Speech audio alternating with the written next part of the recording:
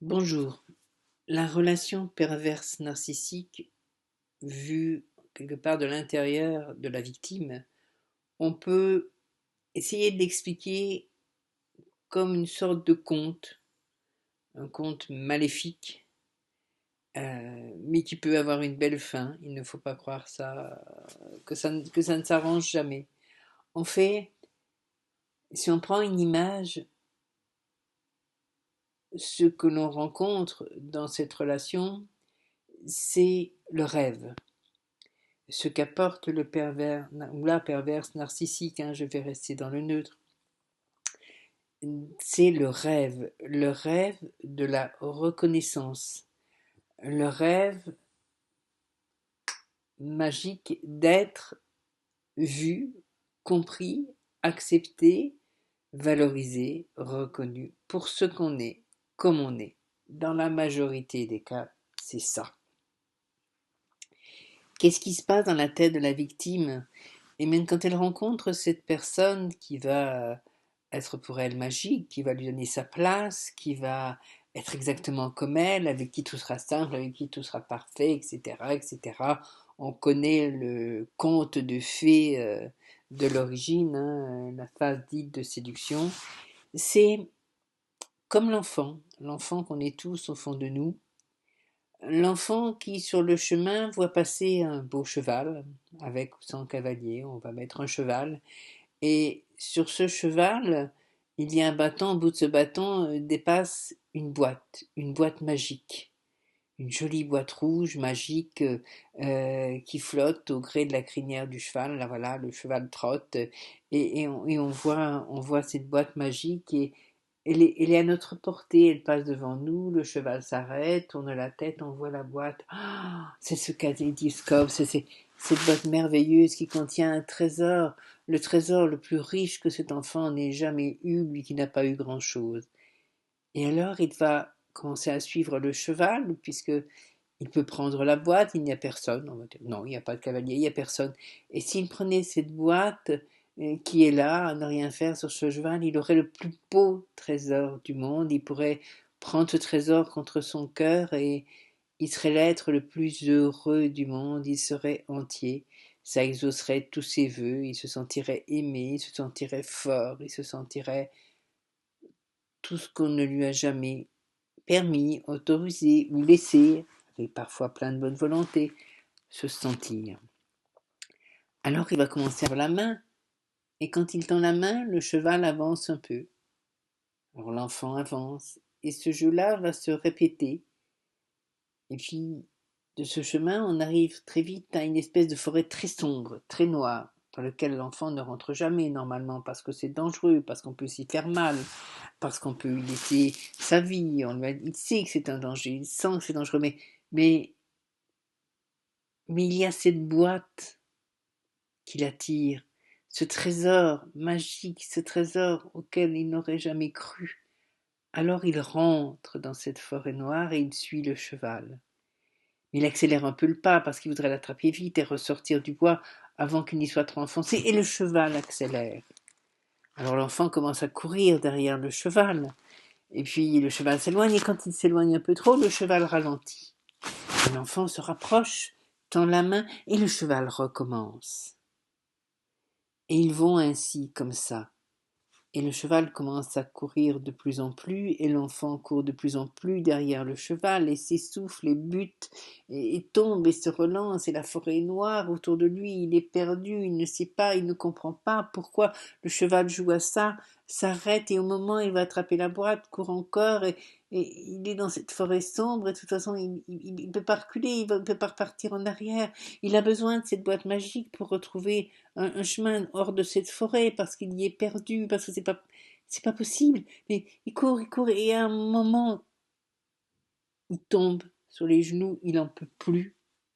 Il comprend que jamais le cheval ne lui laissera attraper ce trésor qui lui a fait miroiter.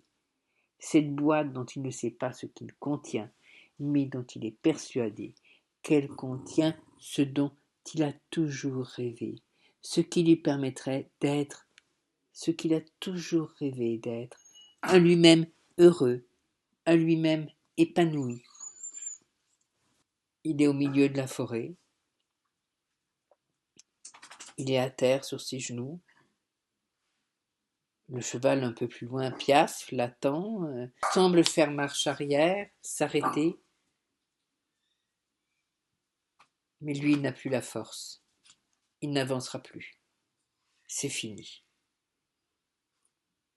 Il se dit qu'il va rester là, mais il ne peut pas, parce qu'au milieu de cette forêt, il n'y a rien, il n'y a que la mort qui l'attend, alors il faut bien qu'il se relève. Il ne sait pas où est passé le cheval, il ne sait pas où est passée la boîte, il n'y a plus que lui, tout seul, au milieu du vide, au milieu du désert, au milieu de la désespérance. Il n'a pas d'autre choix que d'avancer parce que tout au bout de la forêt, il lui semble voir une petite lumière, le jour doré du bois.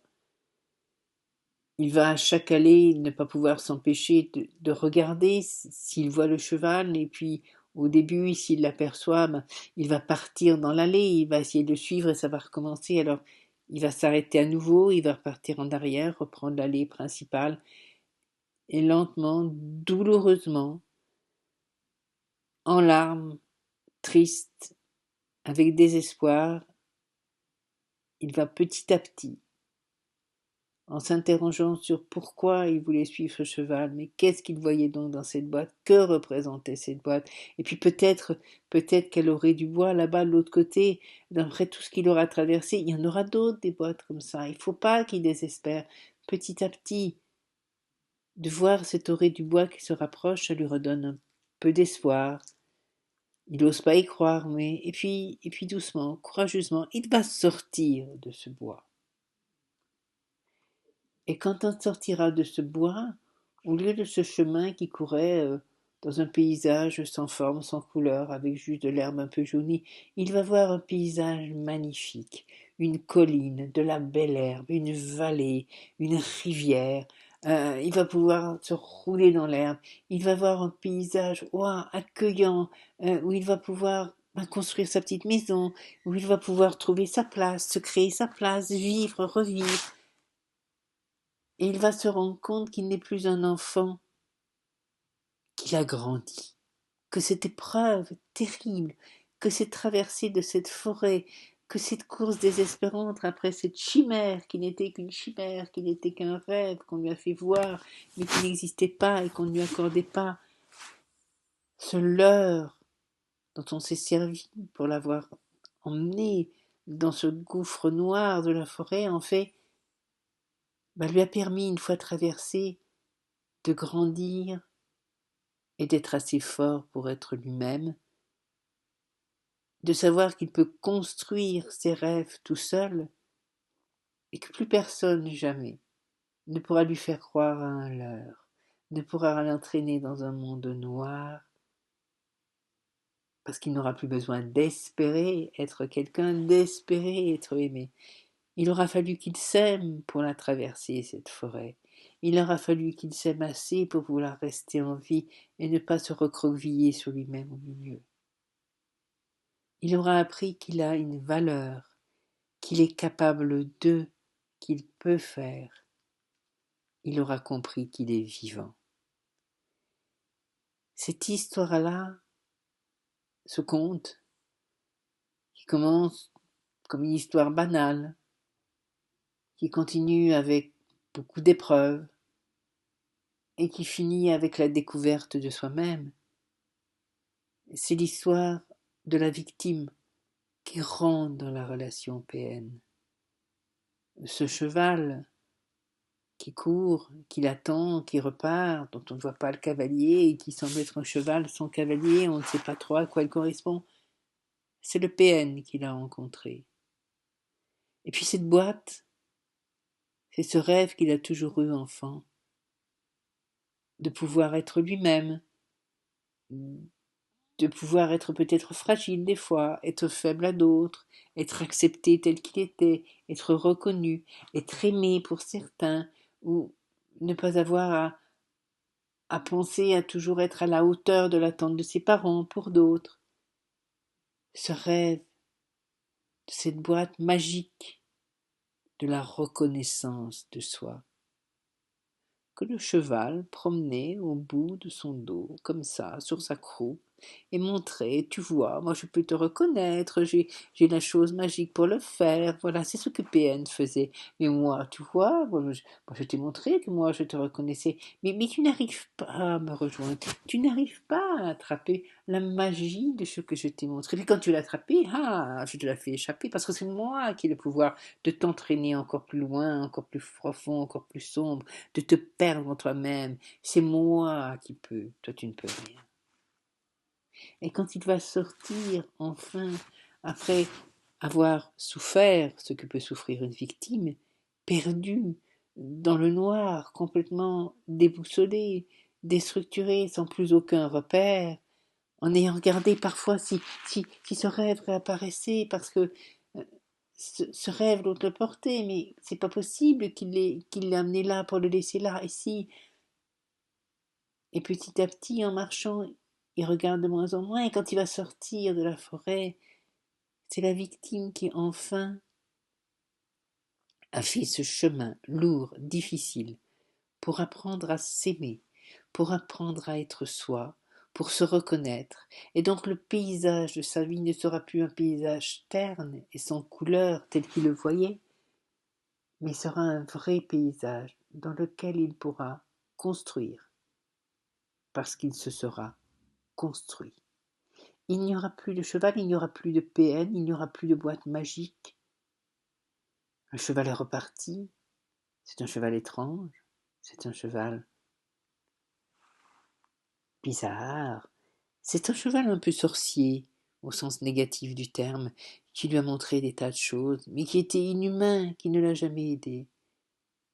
Il a disparu, et s'il en voit un jour, avec une boîte magique, il verra la boîte, il n'y verra rien de magique, et il se souviendra du leurre, de là où ça l'a emmené, et il ne s'y arrêtera pas, parce qu'il n'aura plus besoin de s'y arrêter. Voilà. C'est un peu bizarre, c'était une histoire, c'était une image, mais c'était une allégorie. Mettre des images sur ce qui est un mirage, permettre de le comprendre d'une autre manière, j'espère que pour certains, certaines qui sont encore victimes, qui sont toujours là ou qui sont sur le chemin de la sortie, ça vous aidera à comprendre comment s'est construit ce piège, avec autre chose que les mots qui expliquent, les mots presque scientifiques, les mots froids, les mots qui découpent. Comprendre comment se construit ce piège, ce que vous avez traversé et pourquoi vous le traversez. Et comprendre qu'on en sort, et que quand on en sort, eh ben c'est le conte de fées après l'épreuve. Il y a un happy end. En fait, on devrait dire un plus qu'une fin heureuse, un début heureux, le début d'être soi. Voilà. Je consulte si vous avez besoin, vous le savez, vous avez dû regarder d'autres vidéos. Si vous avez une question, vous n'hésitez pas, vous m'envoyez un mail. Si vous voulez consulter, vous m'envoyez un mail. Comme je dis toujours, cela a un coût, bien sûr. Un coût qui n'est jamais fixe parce que je fonctionne en association et que aider est primordial et que même si on a des difficultés et qu'on ne peut pas mettre le coût de la consultation, on peut toujours consulter. On fera toujours un effort sur soi parce qu'on donnera quelque chose, mais faire cet effort, c'est se donner quelque chose, s'offrir quelque chose, c'est se dire qu'on vaut la peine de faire cet effort pour soi. Et c'est super important. Voilà. En attendant, je vous dis à une prochaine. Je vous envoie plein de lumière. Au revoir, à bientôt.